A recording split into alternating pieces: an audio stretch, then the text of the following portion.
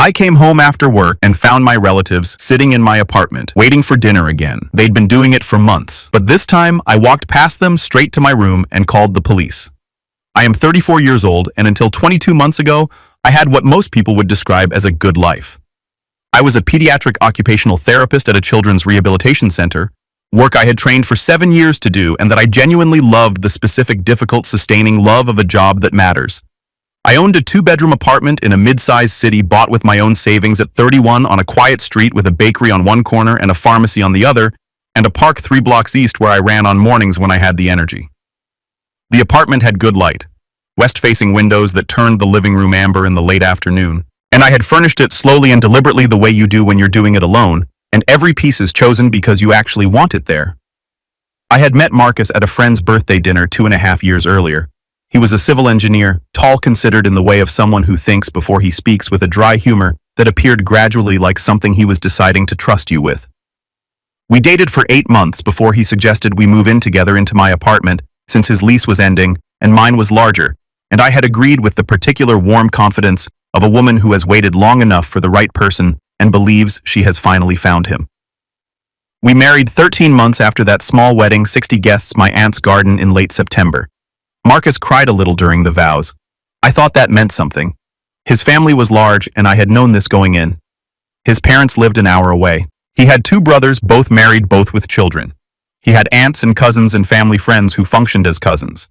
And they operated as a unit in the way of certain families, loud, overlapping, present, constantly moving in and out of each other's lives with the casual intimacy of people who have never learned to separate. I had grown up in a quieter family, the only child of 2 people who loved each other but kept their world small. And Marcus's family had seemed initially like abundance. All that warmth, all that noise, all those people who welcomed me into their group with embraces and opinions and homemade food pressed into my hands at every gathering. What I hadn't understood, what I understood only slowly, incrementally. The way you understand that a room is getting colder, not when the temperature drops, but when you finally notice you've been holding your arms across your chest for an hour. Was that welcoming me into the group and respecting the boundaries of my home were for them entirely unrelated propositions. The first time Marcus's brother and his wife came to stay for a long weekend, I had been informed 2 days before. The second time, 1 day before. The third time, I found out when I came home to find their car in my parking spot. By the 4th visit, I had stopped expecting notice at all. I raised it with Marcus each time calmly, specifically the way Patricia would later tell me. I raised everything with care and precision and ultimately insufficient force. He apologized each time. He said he'd talk to them. He said they were family. They didn't think of it as imposing. He'd make sure it didn't happen again. And each time it happened again, slightly worse than before, the way these things always do when there are no real consequences. I want to be specific about what slightly worse looked like in practice, because the tendency when describing this kind of accumulation is to sound petty, to sound like someone cataloging grievances too small to justify the feelings they produced. So let me be specific. Marcus's mother used my kitchen without asking and left it in a state I would not have left a stranger's kitchen. His aunt rearranged the bathroom cabinet to make more room. Darling, you had it so cluttered without mentioning it, so that for 3 days I couldn't find my own medication. His brother's children drew on the wall in the hallway with a ballpoint pen, and when I pointed it out gently to their mother, she laughed and said, "Kids will be kids." And then told Marcus I had been cold to her. Marcus reported this to me later carefully in the way of someone relaying information they hope you'll take as constructive. I took it as constructive. I softened my manner. I drew the boundaries smaller.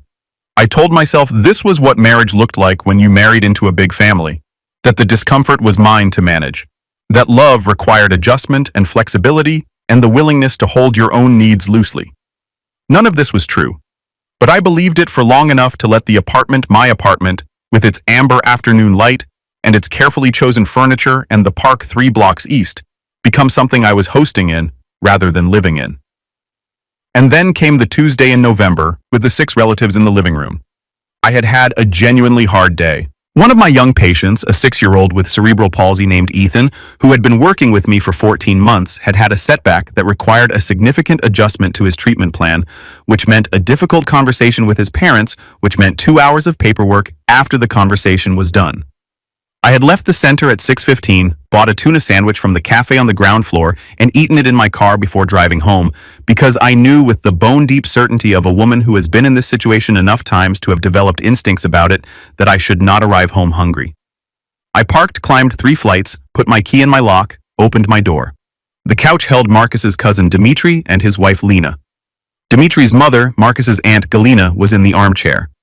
The armchair I had carried up 3 flights myself when I bought it, upholstered in a fabric I'd spent 2 weeks choosing. 2 of Lena and Dimitri's children, 7 and 9, both boys, were on the floor in front of the television, which was on at a volume I would not have chosen. Marcus's younger brother, Pota, was in the kitchen doorway holding a beer. Marcus was on the smaller sofa, and he looked up at me when I came in with an expression I had learned to read precisely over 2 years of marriage.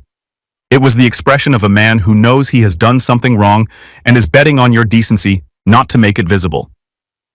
"Clara," he stood. "You're home. Come in. Come in. Look who's here." I looked. I smiled. The smile was automatic, the one that costs nothing. Galina rose to kiss my cheek, and I let her. And Lena waved from the couch and said something about being in the neighborhood. And the children did not look up from the television, and Pota lifted his beer in a kind of greeting from the kitchen doorway. The kitchen, I noticed, had the beginning smell of something being cooked. Onions, something heavy, something that was going to take at least an hour. "I'm just going to change," I said pleasantly. I walked to the bedroom. I closed the door. I sat on the edge of the bed in the half-dark and took off my shoes and held them in my lap for a moment. The television was audible through the wall. The smell of onions was stronger than I would have liked. I had eaten. I was tired. I had spent the last 3 hours managing other people's pain and distress professionally and competently. And I had nothing left, absolutely nothing, for the performance required of the woman who has just come home to find 6 uninvited relatives installed in her living room and is expected to be delighted about it. I put my shoes neatly by the wardrobe. I changed into comfortable clothes. I opened my nightstand drawer and took out the novel I was in the middle of. I got into bed, propped the pillow against the headboard, and began to read. Marcus came in 14 minutes later. I know because I had been watching the clock with a specific detached interest in my own patience. "Hey," he said. He'd closed the door behind him. "You okay?" "Fine," I said. I turned a page. "Are you coming out?" I looked up from the book. "No," I said. "Clara Ara Marcus." I set the book down, keeping my thumb in the page. "When did you know they were coming?" A pause. "This afternoon." "This afternoon," I said. "So you had several hours during which you could have called me." "I know. I should have. And instead you let me come home to find 6 people in our living room at 6:30 in the evening after a 10-hour shift." I picked the book back up. "I've eaten. I'm going to read." "You're welcome to join me." "There are guests?" "There are your guests," I said. "I didn't invite them." He stood in the doorway for a moment. I could feel him there, hovering in that particular way of a man who wants to argue but can't find the argument. And then he went back out and closed the door. And I listened to the muffled sounds of the living room settle back into themselves. And I read my book. I want to be clear. This was not the fight. This was not the moment when everything broke open. This was just a woman very tired reading a book in her own bedroom. The fight was still coming. What that evening was a line, the first line I had drawn without immediately walking back across it, and I felt turning pages in the amber lamplight, while onions fried in my kitchen without my permission, something shifting in me that I didn't yet have words for. The relatives left around 10 o'clock. I heard them go. The children rounded up the coats, the goodbyes in the hallway. Marcus's voice low and cheerful, and Galina's. And then the door, then quiet. He came back to the bedroom and I was still reading. He got ready for bed without speaking and lay down beside me. And for a long while neither of us said anything. Then he said, "You were rude." I turned a page. "I was tired," I said. "And I was hungry and I wasn't told. They're family. So you keep saying." Another silence. "Then what did you want me to do? Tell them not to come?" "Yes," I said. "Or at minimum, call me or ask me, or acknowledge that this is also my home and I get a say in who is in it." I closed the book. "Pick any of those. Pick all of them." What I didn't want was to walk into my living room after the day I had and find a dinner party I didn't know about in progress. "You didn't even try," he said. "You just walked away." "I'd already eaten," I said. He turned the lamp off without responding. I lay in the dark and thought, this isn't about the food. He knows it isn't about the food, and the fact that he's pretending it's about the food is itself a piece of information. I filed it away and went to sleep. The following 2 weeks were surface normal. Marcus was slightly cooler, slightly careful in the way of a man who has decided the situation was your fault, but is smart enough not to say it directly. I was pleasant and present, and I did not apologize, which was new, and I could feel him registering the absence of the apology like a sound he was waiting for that didn't come. His family texted him more than usual. I noticed this, not because I was surveilling his phone, but because he would go quiet for a few minutes and then emerge from the silence with that particular expression, the bet on your decency expression. I had begun to find it tiring. Galina called me directly on the Thursday after the visit. I was at work and let it go to voicemail and listened to the message in my car at lunch. She was worried. She could tell something was wrong. She didn't want any hard feelings. She hoped I understood that she and the family just wanted to be close to Marcus, and by extension to me, that it was how their family showed love. Her voice was warm and slightly wounded in exactly equal measure, and I recognized the combination warmth and wound as a compound instrument played to produce a specific result, and I thought, she's good at this. Then I thought she's had a lot of practice. I texted back, thank you for calling Galina. All fine here, take care, and left it at that. That weekend, Marcus told me his parents were thinking of visiting the following weekend. He told me on Saturday morning over coffee, framing it carefully, I wanted to give you plenty of notice this time. I looked at him over my mug and thought about the phrase this time. Its implication that the only problem before had been logistics, not the fundamental dynamic, not the absence of consultation, not the expectation that my home was available on demand to whoever his family decided to send. Thank you for the notice, I said. Are they staying here? Just the weekend, he said. They don't want to be any trouble. And I thought that phrase, that specific phrase, they don't want to be any trouble, the phrase that is always deployed by people in the process of being tremendous trouble. I said, Marcus, I'd like us to talk about this, actually talk about it. Not just the parents next weekend, the whole pattern. I think we need a real conversation about how we handle family visits. He looked at me with the expression of a man who had been hoping for a different sentence. Okay, he said without warmth. We tried. I want to give that 2 hours its due. We sat at the kitchen table, and I said what I'd been holding for months specifically, and without accusation, in the measured cadences of a woman who had been trained professionally to communicate about hard things. I said that I loved his family, that I valued our connection to them, and that I needed our home to be a place I could count on coming home to, not a venue that might contain anything on any evening. I said that I wasn't asking him to cut anyone off or change who his family was. I was asking for consultation for advance notice for the basic courtesy of being treated as a co-owner of the space we shared. He listened. He nodded in some places. He said he understood. He said he'd do better. He reached across the table and took my hand, and I looked at his hand over mine and tried to determine whether I believed him. I wanted to. That's the honest answer.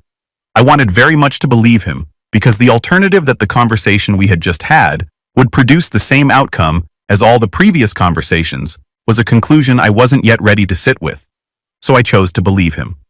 The way you choose to believe a weather forecast when you really need the day to be clear with effort, with hope, and with a small practical voice in the back of your mind, noting that you should probably pack an umbrella anyway. His parents came the following weekend. They were perfectly pleasant as they always were, and I cooked on Saturday evening and we had a nice dinner. And Marcus was warm and attentive in the way he was when things were good. And I thought maybe this is what the conversation produces. Maybe it actually worked. On Sunday morning, I woke at 7 to the sound of a third voice in the kitchen. Not his mother, not his father. A voice I recognized after a moment as belonging to Marcus's cousin Andre, who lived 30 minutes away and had apparently called Marcus the night before to say he was driving through. And Marcus had said, "Come for breakfast," and had not mentioned this to me. I lay in bed and listened to the three of them talking in my kitchen. And I thought very clearly and very calmly, there it is. I was not angry yet. What I felt was closer to sorrow, the specific sorrow of a hope being confirmed as unfounded. I had given him the clearest possible account of what I needed. He had understood it, agreed to it, and then the first time an opportunity arose to practice it, had reverted entirely to the prior pattern without apparently thinking about it at all, which meant either that the conversation had genuinely not registered or that it had registered, and he had decided that registering was sufficient without requiring any actual change in behavior. Both possibilities were bleak. One was thoughtless, The other was something worse. I got up, I went to the kitchen. I said good morning to Andre, who was a perfectly nice person and bore no responsibility for his cousin's choices. I made myself coffee. I excused myself to go for a run. I ran for 45 minutes in the park 3 blocks east, the park I had known before Marcus. And I thought about what my life looked like from the outside and what it felt like from the inside and how wide the gap between those two views had become. When I got home, Andre was gone, and Marcus was washing dishes, and he turned around and looked at me with the expression that had replaced the bet on your decency expression, something slightly more apprehensive. The look of a man who is beginning to understand that the account he has been drawing on may be close to empty. I forgot to mention Andre was coming, he said. I know, I said. It was just breakfast. Marcus, I said. I was still in my running clothes. Hair pulled back, probably still slightly flushed from the cold. I'm going to shower. When I come out, I'd like to talk not about Andre specifically about what happens now. He said, what do you mean what happens now? I said, I think we have a problem that's bigger than logistics, and I think we need to decide together whether we're going to solve it, actually solve it, not discuss it, and then return to default. I went to shower, and while the hot water ran over me, I thought about the list of options in front of me, and I thought about which one I could live with. And I thought about the word that had been forming in my mind for 3 months, gathering mass, the word I had been circling without letting myself land on it. The word was enough. The shower conversation, the one I'd promised, and he'd been dreading, happened at the kitchen table again. Same chairs, same mugs, same window looking out at the street below. But something about the quality of the light was different that Sunday, harder, maybe less forgiving, or perhaps I was just different, and light is neutral, and I had been projecting warmth onto it all along. I told Marcus I needed him to understand something that I had perhaps not communicated with sufficient directness before, and that the reason I hadn't was that I had been operating under the assumption that softening the edges of a true thing made it easier for someone to accept. What I had learned was that softening the edges just made it easier to ignore, so I was going to say it directly. Your family treats our home like a hotel, I said, not maliciously. I don't think they mean harm, but the effect is the same regardless of intent. I come home not knowing who will be there. I don't get consulted about guests. When I express discomfort, I'm described as cold or unwelcoming. And when we discuss it, you agree with me and nothing changes. I held my coffee mug in both hands. That's not a logistics problem. That's a priorities problem. And the priority that's consistently losing is me. Marcus was quiet for a long time. The kind of quiet that is not thoughtful, but defensive. The silence of someone sorting through available responses looking for one that might diffuse without conceding. Finally, he said, my family is important to me. I know that. I said, they've always been like this. It's how they are. I know that too. I said, my question is whether how they are is compatible with what I need and whether that's something you want to work on or whether it's something you've decided is simply fixed, that this is how your family operates and I need to adjust to it. He looked at me. I don't think it's fair to make me choose. I'm not asking you to choose between me and your family, I said. I'm asking you to choose between 2 versions of our marriage, one where I'm a full partner whose needs have equal weight, and one where I'm managing around your family's access to our space indefinitely and pretending it's fine. I set my mug down. Those are the 2 options. I'd like to know which one you're choosing. The silence that followed was longer than the first one. Outside, a bus went past. Someone's dog barked twice and stopped. Marcus looked at the table and I looked at Marcus, and I felt with a clarity that was almost peaceful that I was about to find out something I had not known for certain until this moment. He said, I don't think you're being reasonable. There it was. Not I hear you and I want to do better.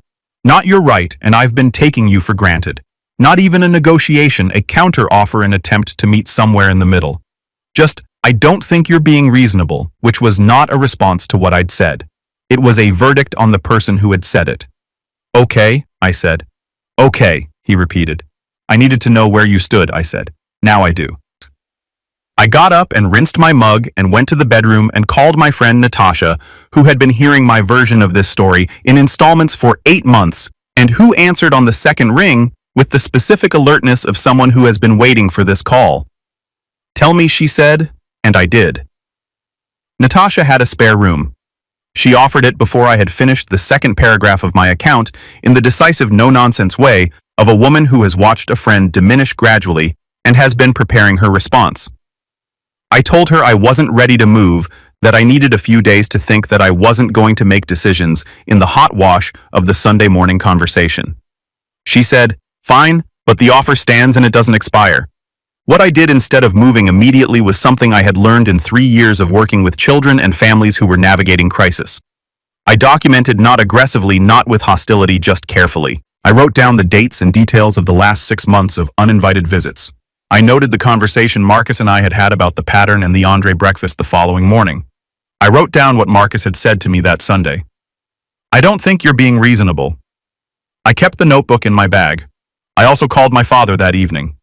My father, unlike Marcus's family, called before he visited, usually 2 weeks in advance, always framing it as a question rather than an announcement. He was a retired accountant with a quiet manner and a talent for identifying the structural problem beneath the surface problem. When I told him what was happening, the full version, not the softened one, he listened without interrupting and then said, "The apartment is yours." Not a question, a confirmation. "Yes," I said. "You bought it before the marriage." "Yes, and the mortgage is in your name." "Yes, we've been splitting costs since he moved in, but the deed and the mortgage are mine." "Good," he said quietly, practically the word landing like something being set firmly on a table.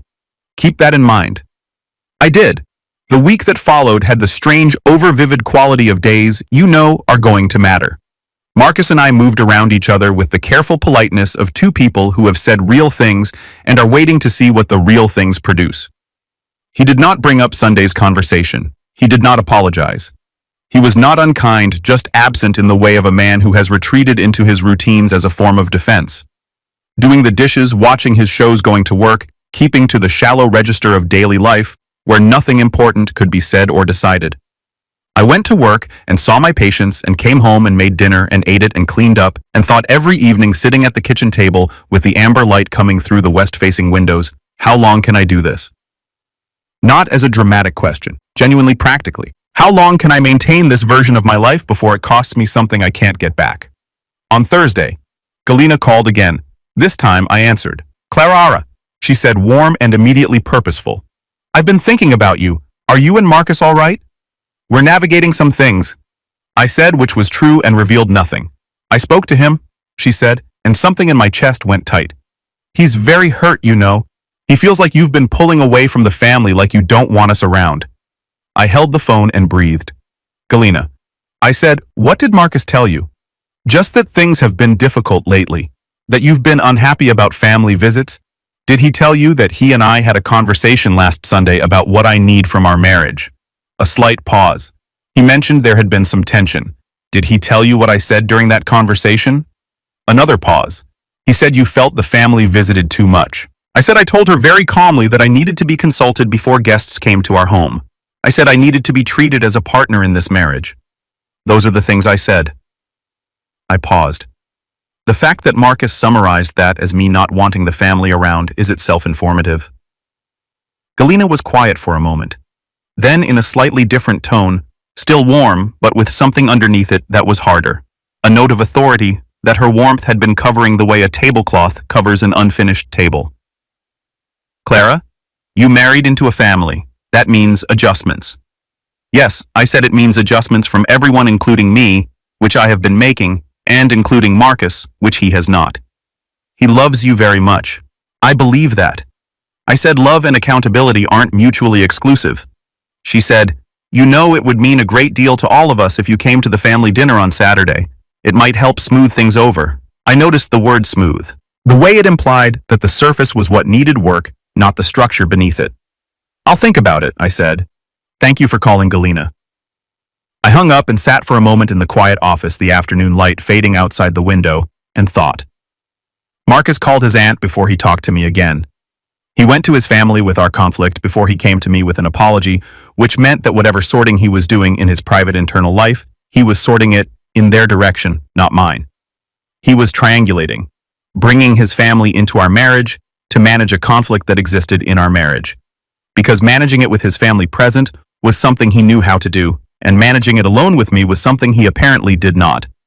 I drove home that night and did not stop for a sandwich. I was not hungry.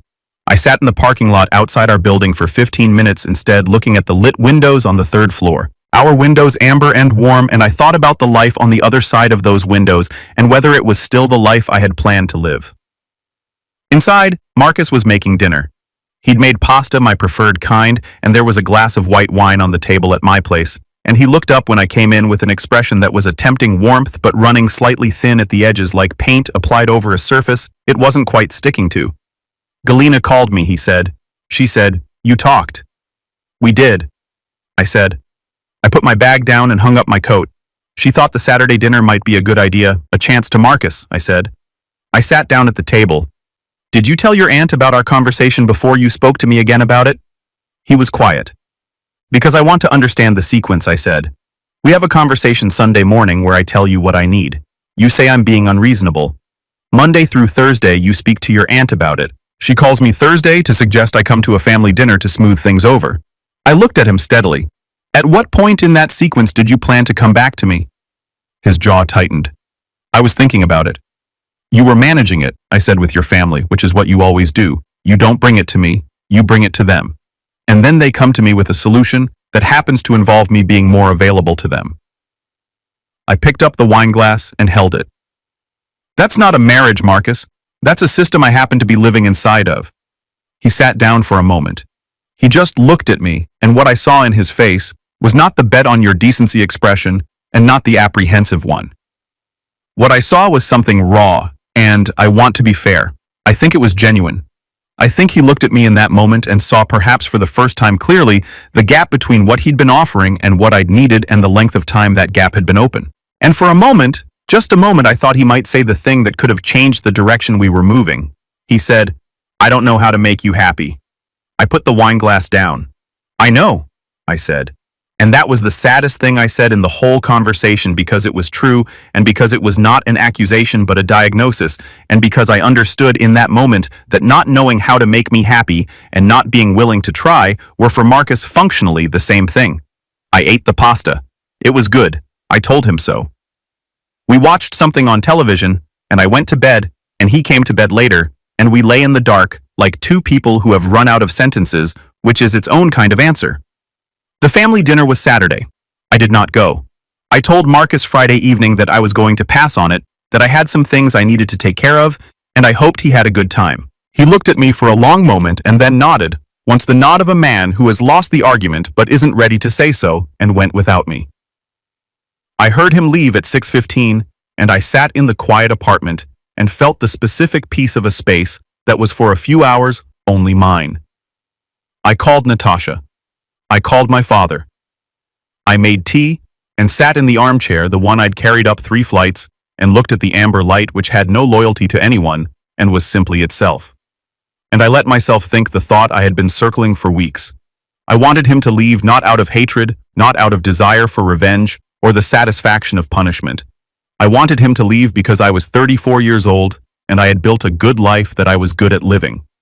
And somewhere in the course of a marriage that had seemed like abundance and had turned out to be a slow dispossession, I had lost the particular quality of ease I'd had in this apartment before he moved in, and I wanted it back.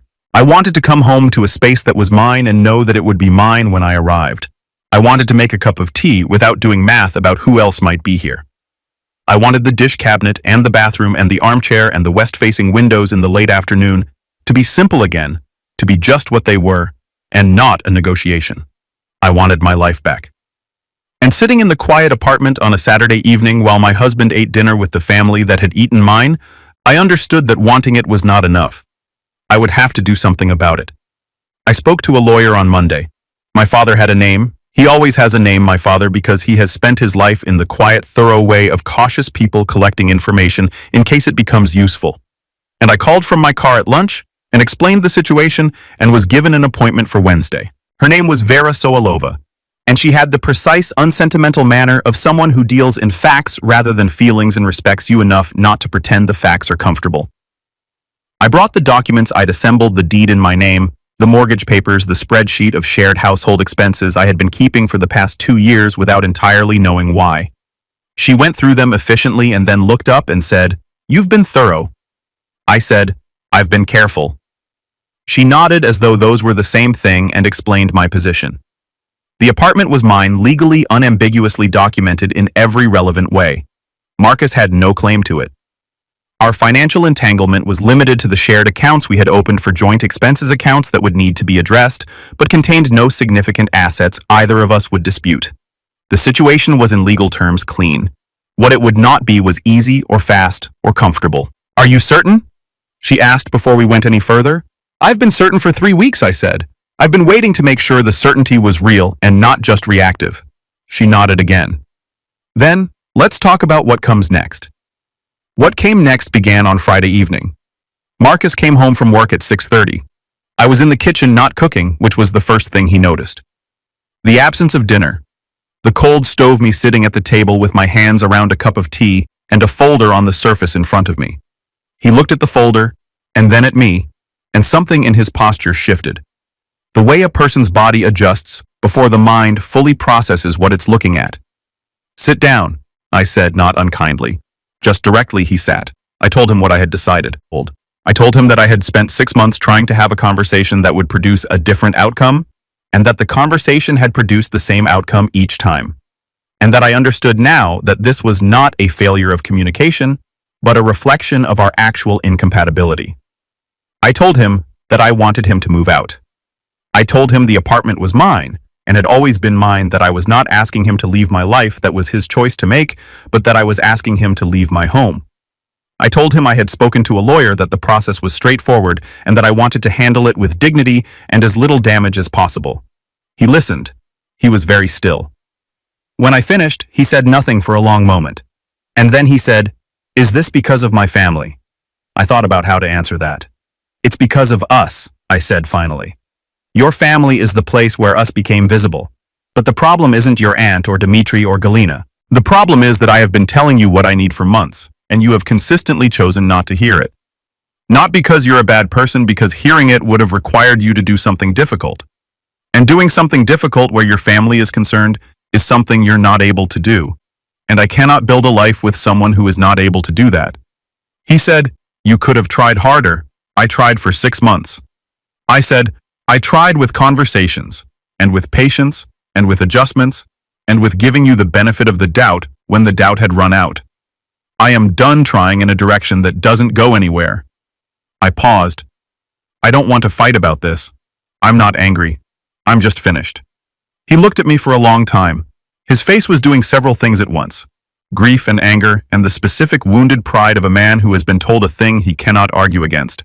Then he stood up, pushed his chair back, and went to the bedroom. I heard the sounds of things being moved, the wardrobe opening. I sat at the kitchen table with my tea, which had gone cold, and listened to my husband pack a bag. He left that night to stay at his brother's. He kissed my forehead at the door, which surprised me, and said, "I'm sorry I wasn't better." And I looked at him and thought, me too. I genuinely thought, me too. The weeks after that had a strange quality, sad and quiet, and also underneath the sadness. Something that kept presenting itself when I wasn't guarding against it relief. It arrived in the mornings first. I would wake up and the apartment would be still, and the light would come through the west-facing windows in its amber way. And I would lie in bed for a moment and know with the clean certainty of something restored that nobody was going to come through the door today without my prior knowledge. That the kitchen was mine, and the bathroom cabinet was mine, and the armchair and the linen closet, and the Saturday mornings were mine. It was a small thing in the way that breathing is a small thing, unremarkable when present. Its absence the whole world. Galina called as I knew she would.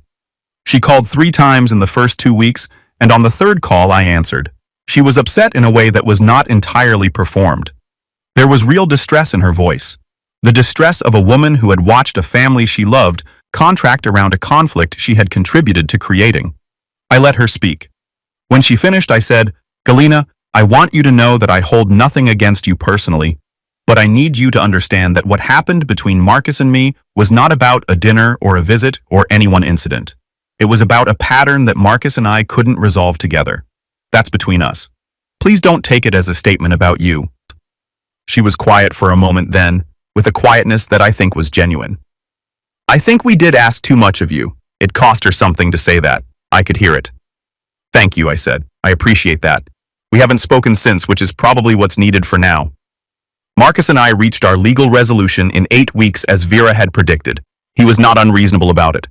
That surprised me in a good way and made me think that the version of him I had once believed in was not entirely fictional, just insufficient for the life I needed. He took what was his and I kept what was mine. And we signed the papers on a Wednesday morning in Vera's office and walked out into the cold street separately, going in different directions, which is also its own kind of answer. My father came to visit the second weekend of March. He drove 4 hours, arrived at noon, parked in the right parking spot because I had texted him which one was free, and knocked on my door instead of having a key because I had not yet given him one. When I opened the door, he looked at me for a moment, taking inventory in the way he does, the way he has always done, measuring whether the person in front of him matches the voice he has been hearing on the phone. And then he said, "You look well." "I am," I said surprisingly. "Not surprisingly," he said, and came inside. We cooked together that afternoon the way we had when I was growing up.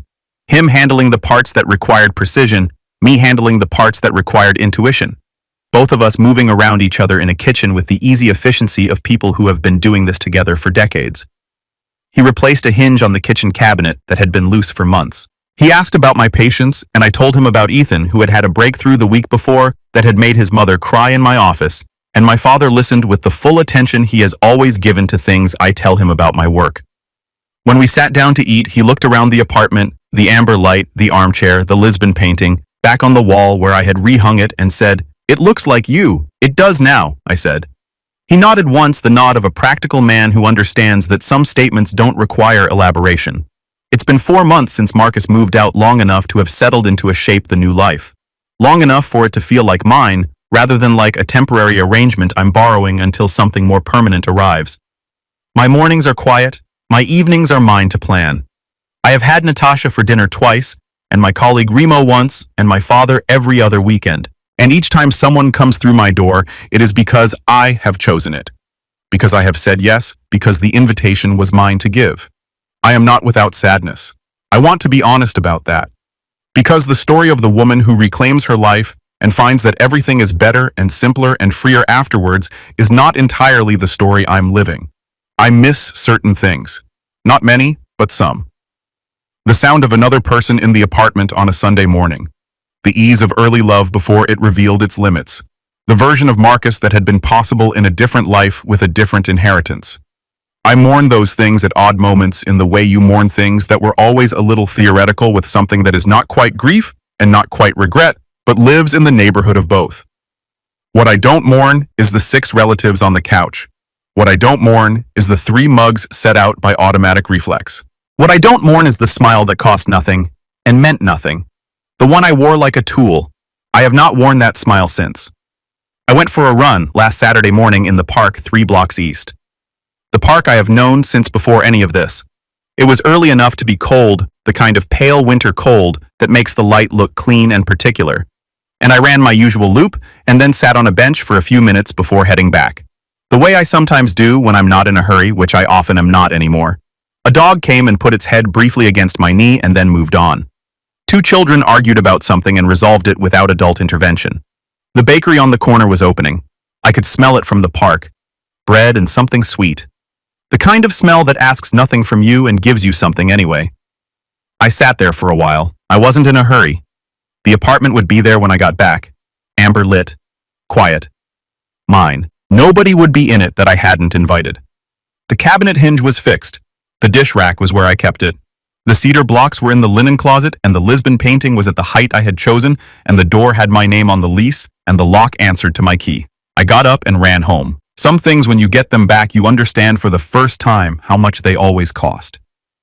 My ordinary life, the one I had before, the quiet street, the good light, the park, the bakery, the amber evenings, had not been ordinary at all. It had been something I'd built carefully over years and given away piece by piece in the belief that love required it. It does not. Love, the real kind, the kind worth keeping, does not ask for the thing you are. It works around the thing you are. It learns its way through the space you occupy without rearranging you to fit. I am learning again to occupy my own space without apology. It is going well. The door has my name on it. That is where I will leave this story, with that small, sufficient, entirely real fact. The door has my name on it, and I came home.